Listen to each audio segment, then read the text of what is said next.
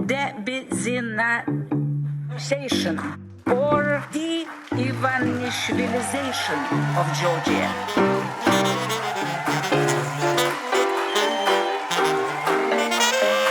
What does it mean, de-oligarchization? It means de-Benzinization or de-Ivanishvilization of Georgia. გამარჯობა მეგობრებო, ფორმულას ეთერში თქვენ უყურებთ 211 ეპიზოდს გადაცემისა კვირაში ერთხელ მიშამ შულდაძესთან. გადაცემას დავიწყებთ ჩვენი მოგონილი კრიმინალით, რომელიც ჩვენ არ მოგვიგონია. მართლა მოხდა. შინაგან საქმეთა სამინისტრომ დააკავა პოლიციელი სამსახურეობრივი მოვალეობის შესრულებისას ჩადენილი დანაშაულისთვის. აბა თუ გამოიცნობთ რა ჩაიდინა პოლიციელმა სამსახურებრივი მოვალეობის შესრულებისას. A. იძალა და მოქალაქეზე. B. ნარკოტიკი ჩაუდო მოქალაქეს. G. იარაღი ჩაუდო მოქალაქეს. D. გაქურდა მოქალაქე. იფიქრე 10 წამი მე ცოტა სითხეს მივიღებ. ძალიან ცხელა ქვეყანაში ბევრი სითხე მიიღე.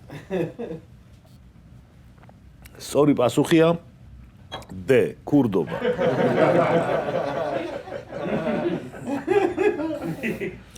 პოლიციელმა მოქალაქეს ოქრო მოპარა. როგორ ჩანს, ამ პოლიციას გავლენიანი მფარველი არ ყავს სისტემაში. თორე დიდი ამბავი ხა. ადამიანის წამებაზე არ დაგვიკავებია არც ერთი პოლიციელი და კაცმა ცოტა ოქრო გაჯიბა, აი რა მოხდა. ბოლო დროს პოლიციელებისგან უფრო ჩადებას მივეჩვიეთ, აღარს გვახსოვდა ჩუმად რაღაცების ამოღებაც თუ დანაშაულია. ოცნებაში რაღაც ხდება. რამდენიმე დღეა მთელი სამთავრობო მედია სიუჟეტზე აკეთებს, რომ ქოცებს რუსეთუმეობას აბრალებენ. როგორ შეიძლება ასე უბრალოდ თქვა, რომ რუსულ საქმეს აკეთებს? ვიშვიშებენ TV იმედი და პატარ-პატარა TV იმედები. ვერავის მოყავს მაგალითი რა გააკეთა ქართულმა ოცნებამ რუსული საქმე. გაკვირვებულმა განაცხადა კახა კალაძემ. როდესაც სამთავრობო პროპაგანდა რაღაც თემას ქოქავს, ეს არასდროს ხდება ტყუილ უბრალოდ. არ ვიცი რა ხდება შიგნით, მაგრამ რა მიზეზიც არ უნდა იყოს, მხოლოდ და მხოლოდ მივესალმები ქართული ოცნების ნებისმიერ უბადრუკ მცდელობას, რომ თავი წარმოაჩინო პროევროპულ ძალად. ვისაც გაინტერესებთ ერთი მიზეზი, რატომ არის ქართული ოცნება რუსული, გირჩევთ იხილოთ ჩვენი ეპიზოდი, რატომ არის ქართული ოცნება რუსული. 2021 წელს დაიდო თან ეგ ეპიზოდი. მანდარი 10-მდე ფაქტი. მაშინ ჯერ არც რუსული კანონი ჰქონდათ მიღებული. არც ნახევარი ოპოზიცია იჯდა ციხეში. არც რეპრესიული კანონები ჰქონდათ მიღებული, არც ევროინტეგრაცია ჰქონდათ შეჩერებული ოფიციალურად. არც უვიზოს დაკარგვის წინაშე ვიდექით. არც დასანქცირებული იყო ნახევარი ქოცობა. აი ამ ყველაფრის გარეშე გვაქვს ჩამოთვლილი უამრავი მიზეზი. ანუ მაგის მიღმა. უამრავი მიზეზი თუ რატომ არიან რუსები. ერთი საინტერესო დაკვირვება. 2023 წელს კალაძემ განაცხადა, ყველაზე მეტი რუსული საქმე საქართველოში სწორედ სააკაშვილმა და მისმა ხელისუფლებამ აკეთეს. ანუ ანა ჩვენ არ ვაკეთეთ რუსული საქმე, მაგრამ სააკაშვილმა უფრო მეტი, აი სააკაშვილმა ვაკეთა ისე უნდაო. ანუ ადრე ნაკლებად რუსები ვართო, მაგას იძახდნენ და ახლა საერთოდ არ ვართო. ერთ მიზეზსაც კი ვერ ასახელებთო. Facebook-ზე დაწერილი სტატუსის გამო დამაჯარიმეს 4000 ლარით და რას ვაკეთებთო რუსულს რას Facebook-ზე გამახსენდა და თეა წულუკიანი უჩივის ნანუკა ჟორჟოლიანს Facebook სტატუსის გამო. მინდა მიულოცო თეას, ეს იქნება შენი პირველი საქმე სასამართლოში, რომელსაც მოიგებ. ვისაც არ გახსოვთ თეატრალურიანმა ისე აშკარად დაარღვია შრომის კანონმდებლობა და ისე უსამართლოდ გაუშვა ხალხი სამსახურებიდან, რომ მურუსიძის სასამართლოშიც კი წააგო ყველა საქმე. თუმცა სასამართლო კლანი ისე ვერ იტანს სულუკიან, შეიძლება ნანუკასთანაც კი არ მოაგებინონ.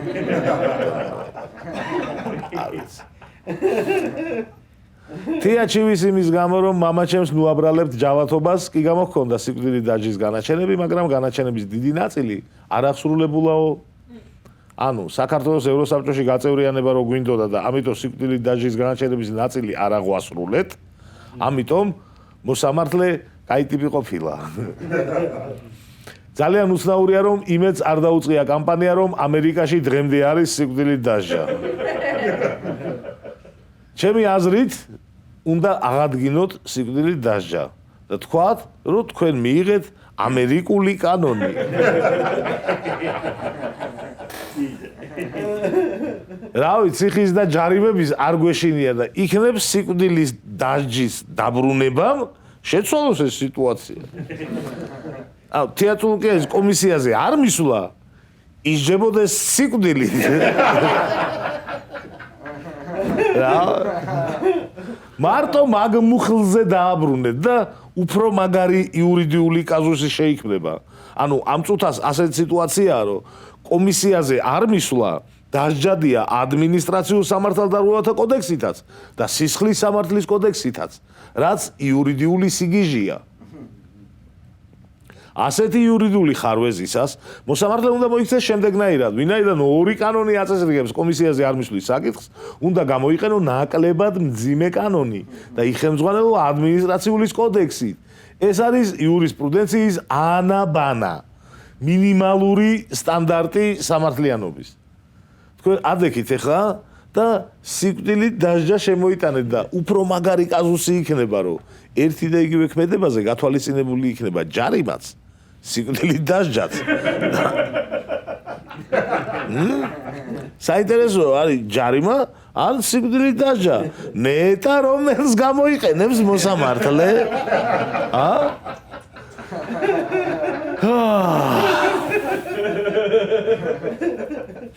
გადავიდეთ გადაცემის მეორე ნაწილზე, ჩაანალიზებაზე. კოკა-კოლა მოსვათ.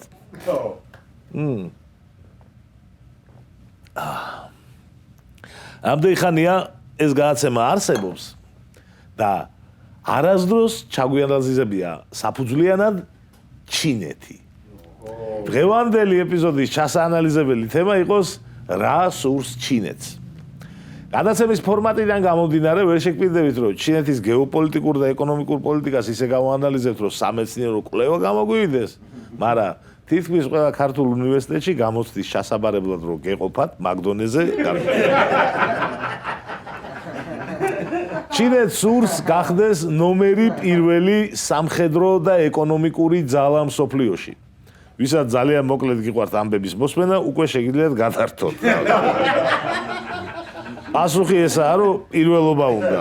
რა, როგორ, რანაირად, ეგეც თუ გაინტერესებთ, დარჩით. რა არის მთავარი განსხვავება ჩინეთსა და რუსეთს შორის? რუსეთის ინტერესია, რომ სხვებიც მასავით ჩაყბული იყვნენ. და ჩინეთს არ აქვს პრობლემა სხვების კარგად ყოფნაზე, უბრალოდ მათზე ძლიერი უნდა იყოს. აქედან გამომდინარე, ჩინეთი გაცილებით ცივილური მოთამაშეა მსოფლიო ასპარეზზე. არაფერია ცუდი იმაში, რომ სახელმწიფოს პირველობა უნდოდეს. პირიქით, ალბათ აუცილებელიც კი არის. მთავარია როგორ, რა გზებით აპირებ ამ მიზნისკენ სიარულს. მოდი ჩავხედოთ თეთრ წიგნს. ასე ჰქვია ჩინეთის ეროვნული უსაფრთხოების სახელმძღვანელოს. თეთრი წიგნი. ჩვენსაც რა ქვია, არ ვიცი. რაღაც დოკუმენტები ჩვენს გვაქვს, მაგრამ აღარ მოვიძიეთ, იმიტომ რომ გუგლავდით, ასეთი ნიუსი ამოაგდო. ქართული ოცნება ეროვნული უსაფრთხოების საბჭოს აუქმებს.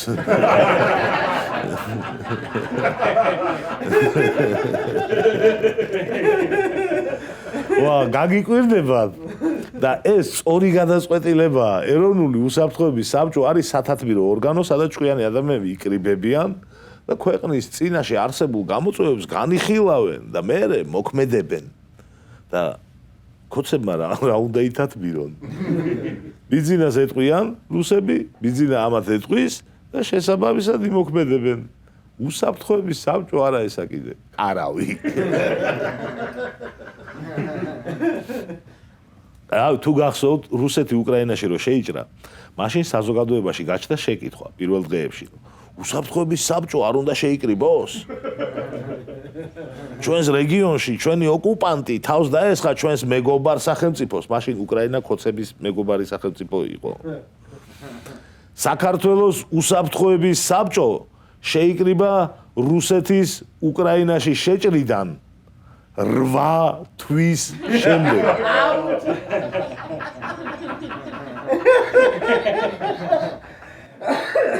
8 თვის შემდეგ შეიკრიბა.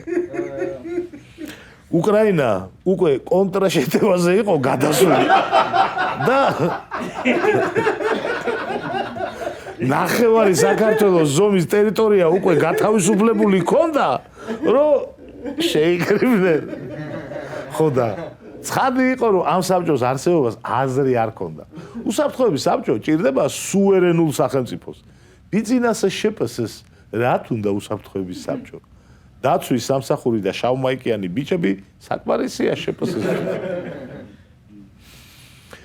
რა თემაზეც არ უნდა დავიწყოთ საუბარი, მაგრამ საქართველოს გადმოდივარ. დავუბრუნდეთ ჩინეთს. ჩინეთის ეროვნული უსაფრთხოების თეთრი წიგნი დასავლეთს განიხილავს მტრად, არა კონკურენტად, არამედ მტრად.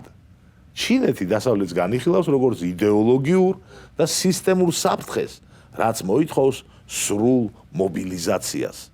ჩინეთის უსაფრთხოება ეფუძნება ჰოლისტური უსაფრთხოების ცნებას. ჰოლისტური უსაფრთხოების ცნება პირველად შემოიტანა სი ძინპინმა 2014 წელს. სიტყვა ჰოლისტური მოდის ბერძნული სიტყვიდან ჰოლოს, რაც ნიშნავს მთელს, ჯამს. ჰოლისტური უსაფრთხოების კონცეფცია ნიშნავს, რომ ჩინეთი უსაფრთხოებას ხედავს არა მხოლოდ ეკონომიკურ ჭრილში, ან მხოლოდ სამხედრო ჭრილში, არამედ ყველაფრის ერთობლიობაში ხედავს უსაფრთხოებას. ჰოლისტური უსაფრთხოება არ ნიშნავს მხოლოდ ჯარს და პოლიციას, ის მოიცავს პოლიტიკურ სტაბილურობას, ეკონომიკურ განვითარებას, ინტერნეტის კონტროლს, იდეოლოგიურ ერთგულებას, ეკოლოგიურ და ჯანმრთელობის სისტემებს, ტექნოლოგიურ სუვერენიტეტს. ანუ უსაფრთხოება მიღწეულია მაშინ, როცა სისტემა მთლიანად კონტროლდება ყველა დონეზე. გახსოვთ ერთი პერიოდი ჩინეთის ჩემპიონატში რომ მიდიოდნენ ტოპ ფეხბურთელები, ოსკარი, ჯილარდინო, ტევესი, პაულინიო და ეგეთი სტარები მიყავდათ ძალიან მაღალ სიგიჟე ხელფასებს. ეგეც პოლიტიკის ნაწილია. ანუ ყველაფერში, აბსოლუტურად ყველა სფეროში მაგარი უნდა იყო. ყველაფერში გაუწიო კონკურენცია დასავლეთს. ჩინელები მალევე მიხვდნენ, რომ ჩინურ ფეხბურთს არაფერი ეშველება და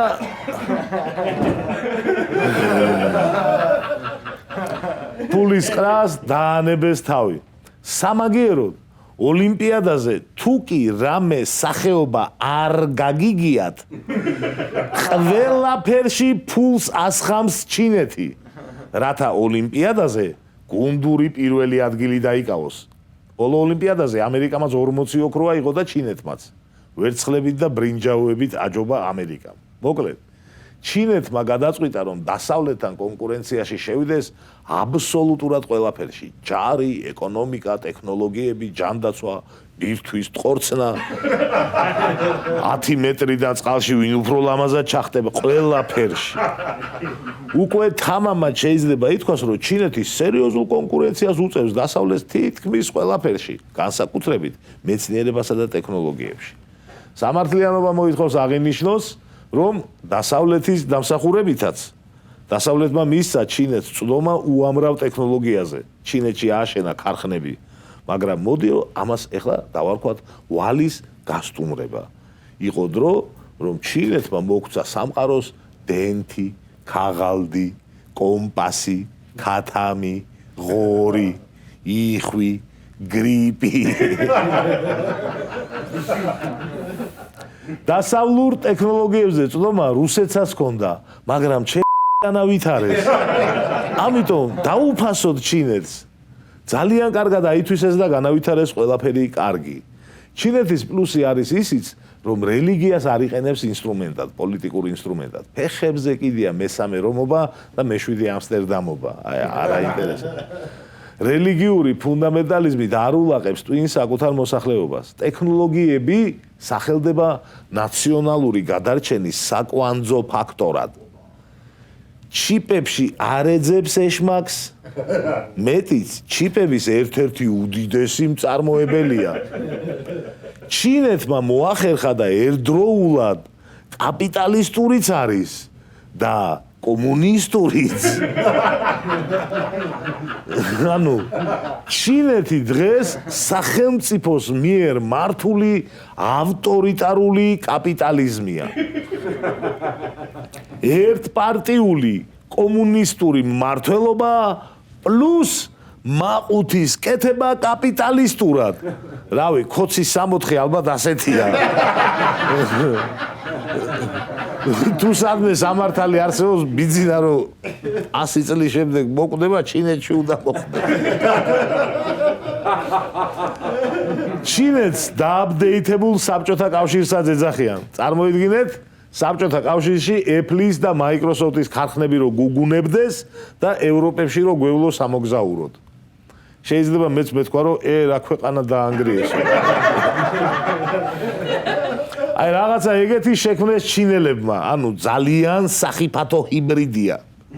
რა ინტერესი აქვს ჩინეთს საქართველოში?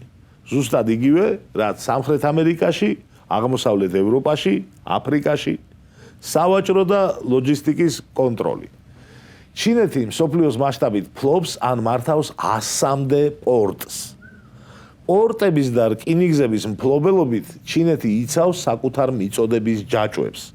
ჩინეთს სურს რომ თვითონ იმღეროს, თვითონ იცეკოს, თვითონვე გაყიდოს ბილეთები. სურს რომ სრული ციკლი კონდეს, ფლობდეს ნედლეული საბადოებს მსოფლიოში, თვითონვე მოიპოვოს, თავისივე პორტებით და რკინიგზით წაიღოს და წამოიღოს, თავისივე ქარხნებში მიიტანოს ეს ყველაფერი, თავისივე ქარხნებში შექმნას პროდუქცია და შემდეგ თავისივე სავაჭრო ხაზებით გაყიდოს მთელ მსოფლიოში. რა არის ამაში ცუდი? არაფერი.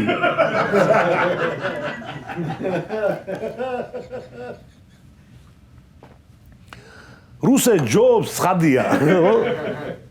რუსეთი რომ მიწის ხამი არ იყოს, არ ბომბავდეს ყველაფერს და ეკონომიკურად ცდილობდეს საკუთარი გავლენების გაფართოებას, რავი, ვიმეგობრებდით მაგ ქვეყანასთან. მაგათი მყარებელი რომ მაშინ რას ვერჩით ჩინეთს? თავისუფლება გვირჩევნია. აია ტექნოლოგიები, მეცნიერება, ქარხნები, მაგრამ თავისუფლებაც საჭიროა. ჩინეთი არაადამიანურად ეპყრობა ეთნიკური უმცირესობის წარმომადგენლებს. უმცირესობა მაგათვის თორე ისე 125 მილიონია მაგათი უმცირესობა.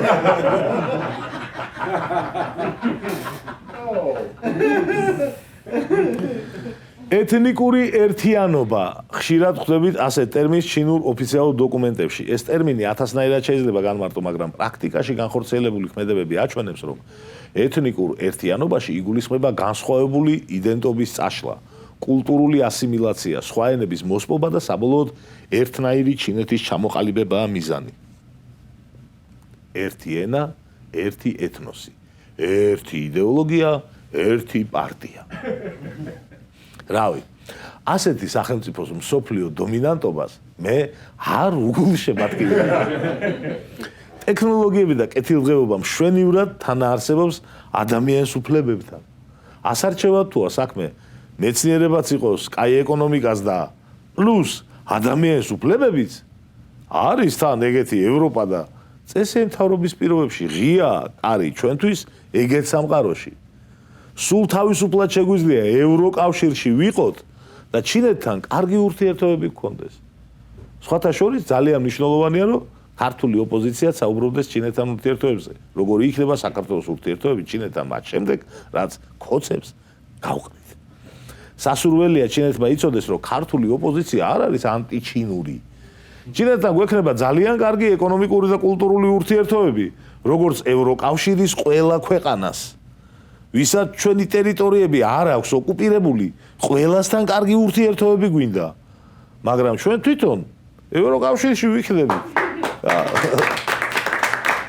არის საშუალება, რომ ისეთ სივრცეში ვიყოთ, სადაც მეცნიერებას განვითარებულია, ეკონომიკაც და ადამიანის უფლებების დაცულია და რატო უნდა დავიკლოთ რომელიმე?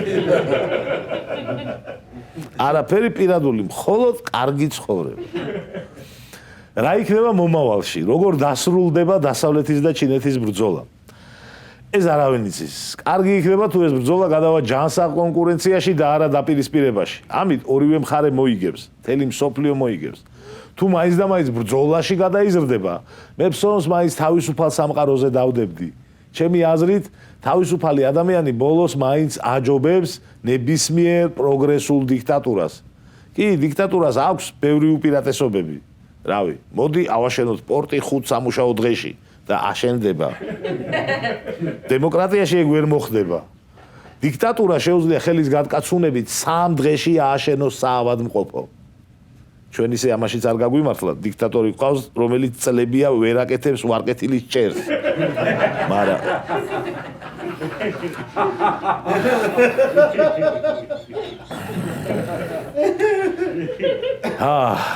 რას ეყრდნობა ჩემი პროგნოზი, რომ long term-ში მაინც თავისუფალი სამყარო მოიგებს. მოდი შევთანხმდეთ, რომ დასავლეთი versus ჩინეთი არის მეორე სერია. პირველი სერია იყო დასავლეთი versus საბჭოთა კავშირი და საბჭოთა კავშირი დამარცხდა უშანსოდ. მეორე სერიაში რა შეიცვალა? მეორე სერიაში შეიცვალა მხოლოდ ის, რომ კომუნიზმი დააპდეიტდა და დასავლეთისგან წაიღო კაპიტალიზმი.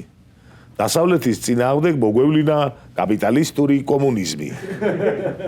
ანუ პირველ სერიაში იყო დასავლეთი versus კომუნიზმი, მეორე სერიაში გვაქვს დასავლეთი versus ცოტათი დასავლეთი.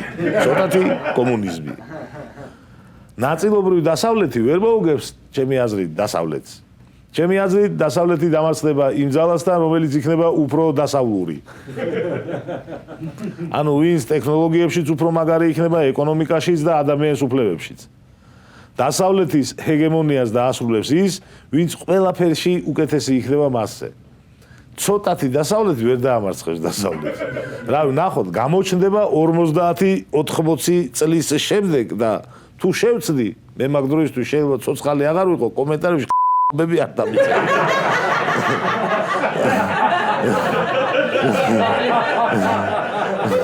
ვერ გიპასუხე. და აზია თუ ისეა, დასავლეთის და ჩინეთის შეჯიბრი მაინც სასარგებლო იქნება კაცობრიობისთვის. ატომებს თუ არ დასხებენ ერთმანეთს. გააკეთებს ერთი კარგ რაღაცას, მეორე ჯინაზე უკეთეს გააკეთებს. მერე ეს კიდე უკეთეს მერე ის გადააუმჯობესებს ჯინაზე და ჩვენნაირი ქვეყნები მხოლოდ მოვიგებთ ამით. თავარია რომ ბომბების სროლაში არ გადაზარდონ. ეხლა თავარი შეკითხო, ჩვენ რა ვქნათ ჩვენ. ჩვენ უნდა ავირჩიოთ ბანაკი. გვინდა არ გვინდა მოგვიწევს. სასურველია გამარჯვებული ბანაკი ავირჩიოთ, თორე დაგვენძრევა. როგორ მივხვდეთ, რომ ვიზზე დავდოთ ფსონი? აქ მარტივადაა საქმე. ისეთ ბანაკში არ უნდა ვიყოთ, სადაც მოგების შემთხვევაშიც დაგვენძრევა და წაგების შემთხვევაშიც.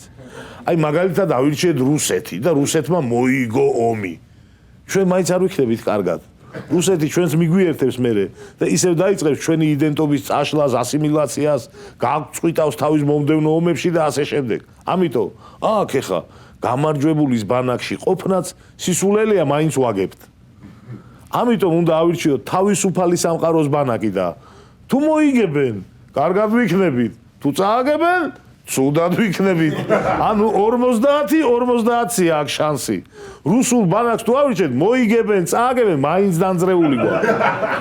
ამიტომ ფსონის გაკეთება მარტივია, თავისუფალ სამყაროში უნდა წავიდეთ და იმედია გამარჯვებულ ბანაკში აღმოჩნდებით. ამისთვის კი პირველ რიგში ქოცებს უნდა გავაჯმეინო. როდის მივხვდებით მაგ მომენტს, ერთი დღე გათენდება, ერთმანეთს გადავხედავ და მივხვდებით, რომ ეს ის დღეა. სულ ესაა, რაც დღეისთვის მინდოდა მეთქვა. შევხვდებით მომავალ შაბათს ფორმულაზე.